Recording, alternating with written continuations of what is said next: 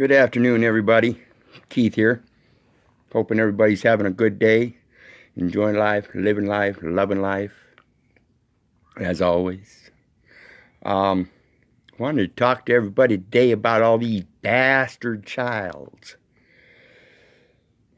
when it comes to paternity and wedlock and shit. And basically what we're talking about when we talk about a bastard child, we look at the Bible in regards to what a bastard child is, and we see that it's a child that's born out of wedlock. Out of wedlock. Okay, so let's first talk about wedlock. What is wedlock? Well, when we think about wedlock, a lot of times today we think about marriage. And in regards to marriage, we're talking about a commercial term. Wedlock is a biblical term. So we see the difference there between the two. And when we look at marriage and wedlock, we see that both of them are a pledge. Wed means pledge. Lock. You're locked in a union. You've pledged a union between the two. So when you do it under a wedlock, that's under your covenant with your Creator. And it's between the two individuals committing to a union. And that's all it takes. Whereas your commercial marriages nowadays takes the intervention of that third party as the authority being the state over the two in union. And they consider themselves, through that marriage license, the parent. And what happens is it turns everything in that union into a commercial venue, puts it in a commercial venue, under the presumption of the right of enforcement. I want everybody to realize that none of these laws has any right of enforcement. Every law ever written is written in capacity of a privilege according to the one that's writing it, even though it's purveyed as a right. Your right, your inherent rights cannot be taken away or given away. They are there no matter what. And so when it comes to this bastard child that's born out of wedlock, when we're talking about out of wedlock, it means prior to the wedlock, prior to the union. In other words, what happens is two young people get together, they find themselves attracted, they knock boots, as we call it nowadays, or whatever you want to call it, and they end up having a child out of that before they commit to a union. Okay? Now, when those two people have that child out of wedlock, but then turn around and decide that they want to pledge each other together for the rest of their lives as life companions, that child is no longer a bastard. According to the Bible, King James Version, I can't remember exactly where it's at. I'll look it up and see if I can get it posted on this video. But the union of those two people means that the child is no longer a bastard. The bastard child is only a bastard child until there comes to a union of those two people, or two of mom and dad. And the way I regard that in my own aspect is, I was born into a family. I had 4 brothers and sisters, but we were all adopted out when we were young, and so we don't remember a whole lot about our parents. I don't know if they were married or not. I do know that they made a commitment. Whether it be commercial is a different story, but I do know they made a commitment to be life partners because I had 4 brothers and sisters. So there was a union, there was a pledge to stay together. So no matter what any kind of record that man wants to portray, it's still just a presumption. Period. Plain and simple.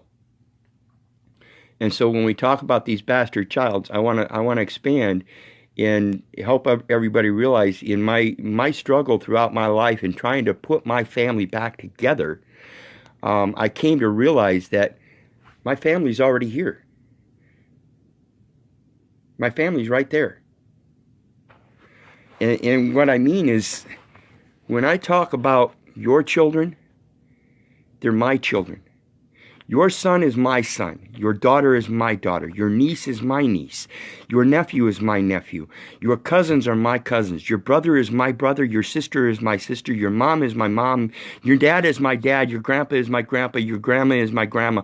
All through and through, we are all part of the all. And in my concept, my idea, there is and cannot be any such thing as a bastard child as long as other people have a commitment to have a union lifelong to be such brothers and sisters in life. To be stewards, not just for other life, but for our own lives. For each other, for our neighbors, for our friends. If you saw my video I posted the other day, you'll see before that video I posted a poem I wrote back in 2008 called Inverted. Please read that. And basically what it is I think people are going around with these blank facades of reality because they're so involved in all the bullshit of commercialism. And that's what's stopping them from getting down to the reality of what's really true. And this commercialism, understand it, people. The commercialism is totally a realm of doublespeak and dog Latin and legalese, and none of it is real. None of it is true. Every last precept of it, it was designed specifically to mislead. I've discussed terms like defendant and representative, and if you look at those terms and break down those words and the prefixes and suffixes that they add to them that place conditions on the root word, you'll see that it converts the word, it perverts the word, and skews every aspect of the reality. And that's why I think it's so important to get down to the root cause, the root word, and the root knowledge of what's happening, so you can properly discern the truth for yourself. Because somebody else's truth isn't your truth. It can't possibly be.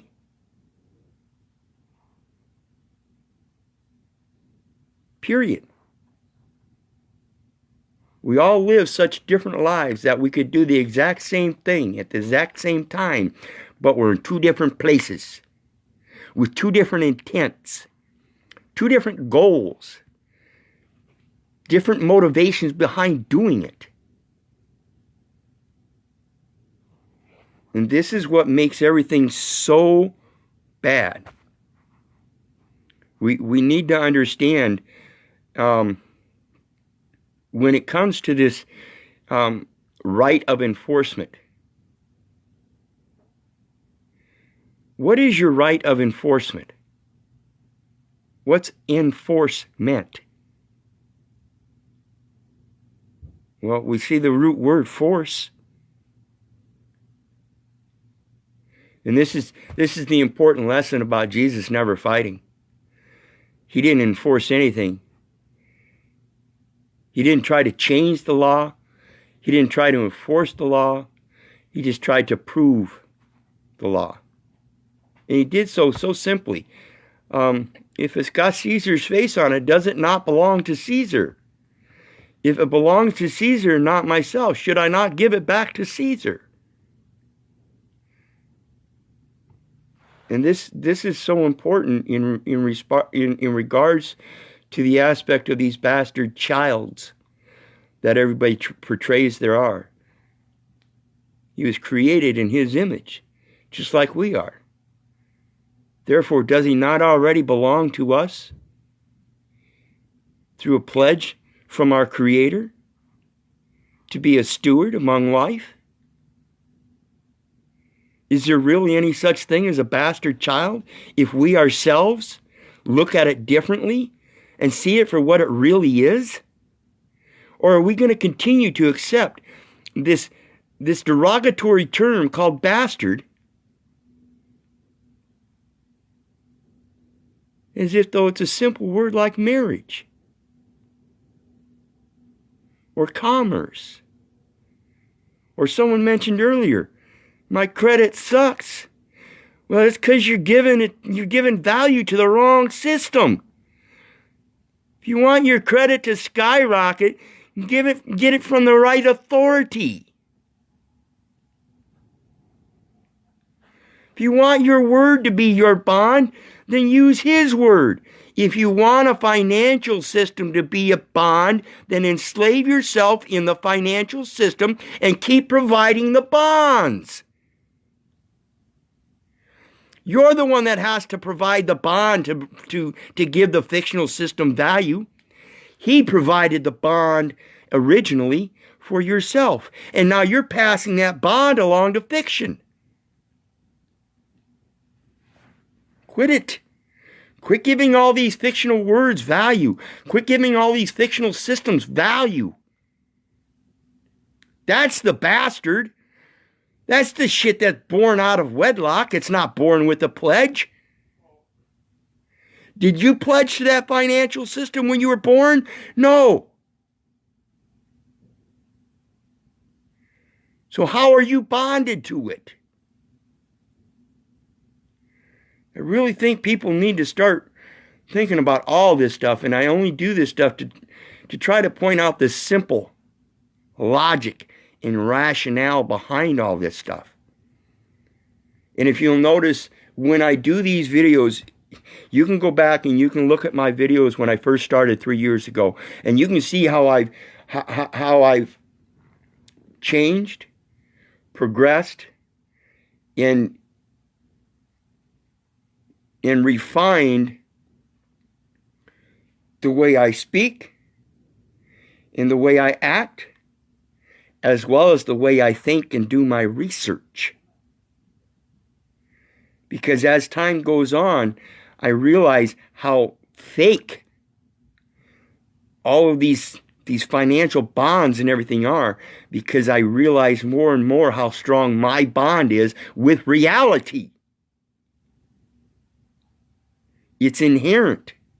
It's natural. It's instinctual. I have a buddy here that I'm hoping to get on with him to do another video about the Second Amendment in our right to bear arms. We talked about that enforcement. In regards to Jesus and the way he walked in life, and he didn't present any arguments. He questioned their presumptions in a Socratic way. And so when we talk about the word enforcement and the right to bear arms in that Second Amendment, I try to impose upon I try to impress upon everybody. I don't like using the word impose, but I like to try to impress upon everybody the concept of Sun Tzu in his writings of Art of War. And we can force things if we want, but there are many ways we can force them. And one of the easiest ways to force them is by using our logic and rationale to defeat our opponents without fighting. See, there is a way to enforce the truth without enforcing a physical act of violence. And I think this is what we need to get down to, and the only way we're going to do that is a lot like Jesus did, and just questioning everything. Because, like I've said many times, if you question every word that they put on their forms, like my brother Robbie did in his thing a year and a half ago when his heiress was born. Um, he just questioned the words, and when they redundantly said after he had already agreed that he didn't want to give a blood transfusion, they wanted him to sign another document that said that now he was willing to give a blood transfusion. Well, that's kind of oppositional and therefore doesn't make any sense. And so why would he do it? And they kind of had to agree with him, well, that doesn't make sense. So he got out of the hospital without having to sign any of their documents, let alone provide any documents of his own, or even give his baby a name in the hospital, because his baby doesn't have a name. He gives his baby a calling, and he can change that calling anytime he wants. It's like the bastard child. It's not forever. And this is our choices. These are our choices. And we see even in the Bible, many people change their names throughout life. They went from being called one thing to being called another thing. And this is reality. And today's commercial system has perverted it in every sense, starting with paternity, marriage, and bastard child. The IMF puts a number, a birth number, on a document that bastardizes the language, and that's the true bastardization. Life isn't a bastard in any sense. There's no such thing as a bastard in life.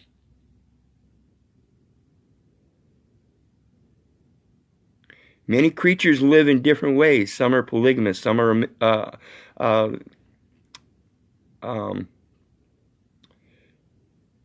monogamous. Some are changed from monogamous to polygamous. Some change from polygamous to monogamous. Some are totally abstinent. We have creatures that are asexual, bisexual, monosexual. The fuck is it all? And like I said, and I'll tell everybody, your truth isn't my truth and my truth isn't your truth.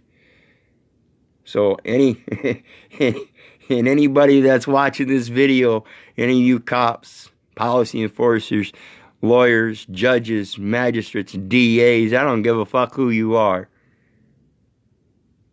You keep bastardizing the language all you want, but when it comes to myself, like I said, your truth isn't my truth, and I'm going to point it out. I'm going to ask for clarification in every fucking word, and if it gets to needing so, I'm going to get down to the clarification of every mark you put on that piece of paper. Dots, commas, spaces, everything is going to be concise. And this is the important thing that I think everybody needs to get back to is the concise reality of yourself. Are you really married? When you filed that marriage license, are you really married? Is it valid?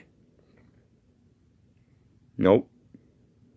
That marriage license has terms, conditions in there placed upon words that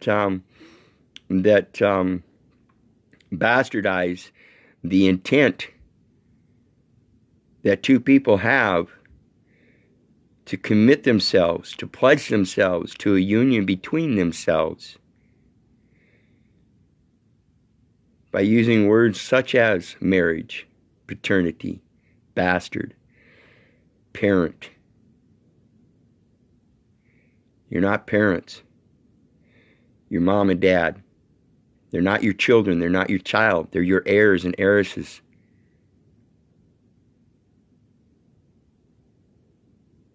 They're your heretical birthright. And that's all it is. So when these people put their terms and conditions upon words by using prefixes, suffixes, and obliterating the punctuation and the construction of the timeline of the way the words are put together themselves, we have to understand that they're doing it with the intent purpose of creating bastards, of ruining unions by making a union with them. They're breaking the union, the original union, by convincing us that we need to make a union with them. And we don't. I'm living proof. 3.5 plus 4, going on 4 years now, I've not given a signature. Except recently I did a, except for value on the court summary charges down at the local courthouse, just to see if it would have any kind of effect. And so I did put a signature on the except for value. But in regards to anything, any other kind of financial instruments, court documents, or even employment documents or applications or anything, nope, ain't going to do it. Ain't going to do it. Just did a video the other day about signature. What kind of mark are you going to leave? Is it going to be a physical mark on a piece of paper? Or are you going to leave your mark in eternal life in a way that people can remember you and what you said and the knowledge you passed along, so that they too can be keepers of knowledge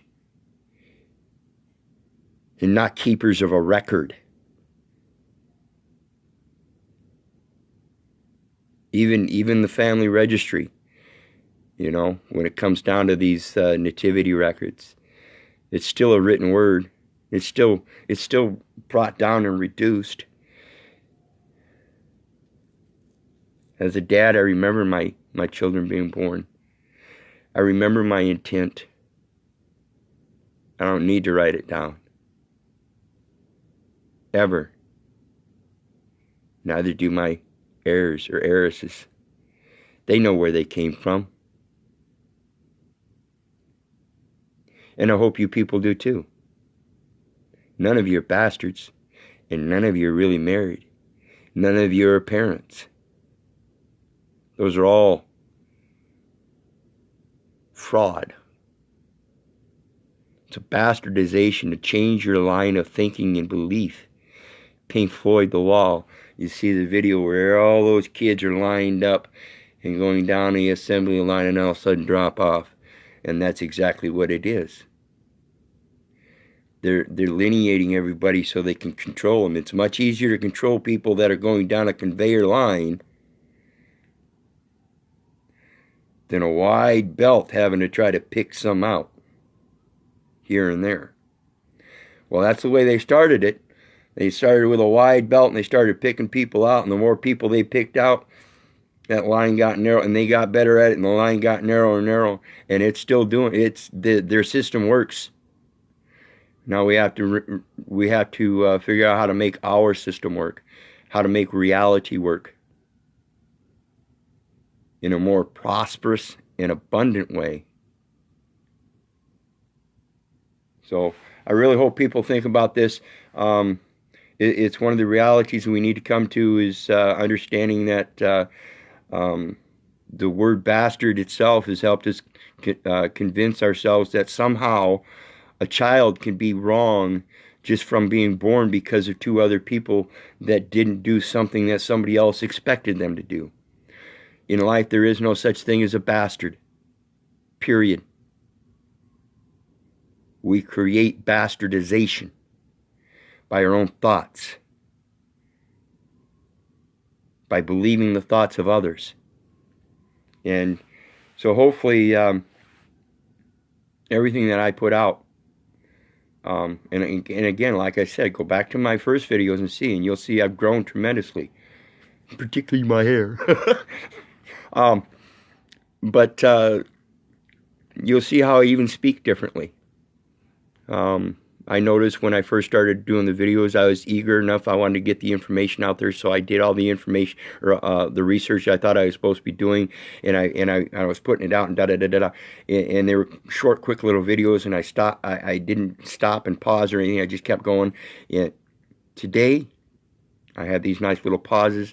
I know how to better inflect my words so that you hear them, you see them, You touch them. And I hope you guys understand that you can see things with your ears just like a blind man walking down the street with a stick. You can hear things with your eyes. You can taste things with your nose.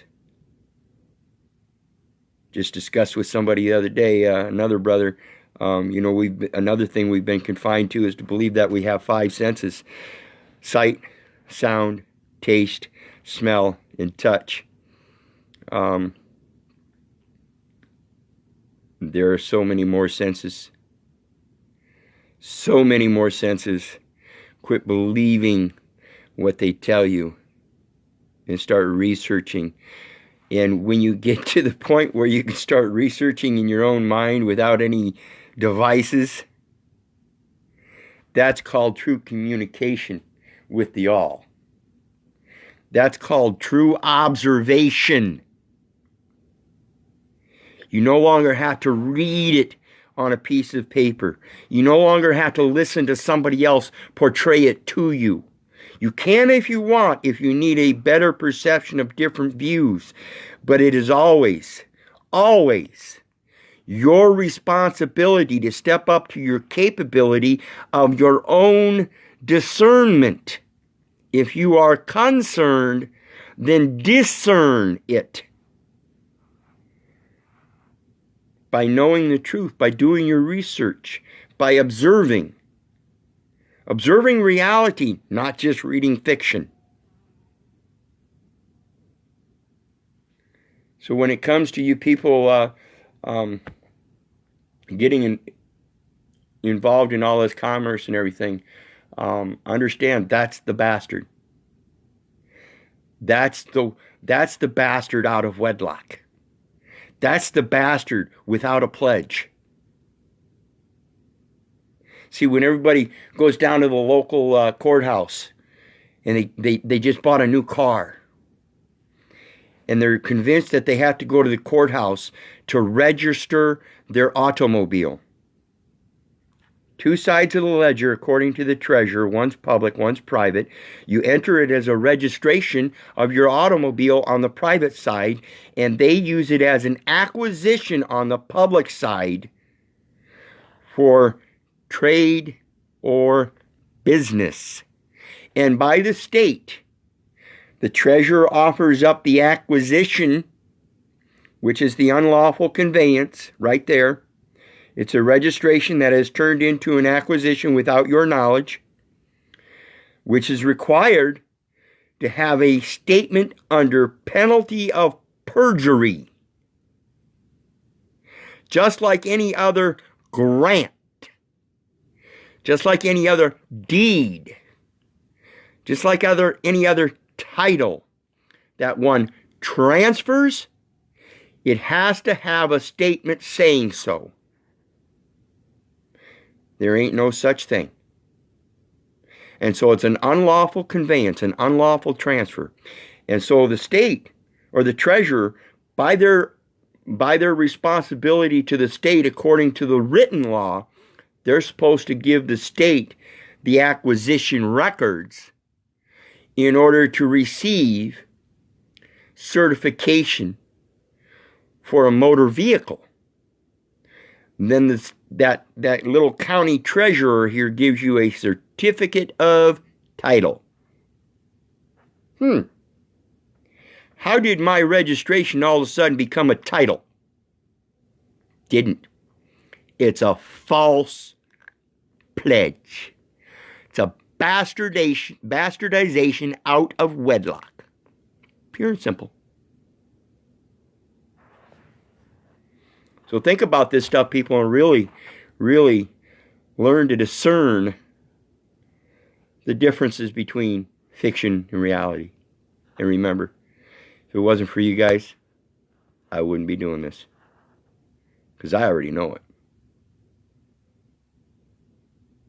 I'm a keeper of knowledge. And now I'm trying to pass it on so you can keep it. Love y'all. God bless. Have a great day. Bye.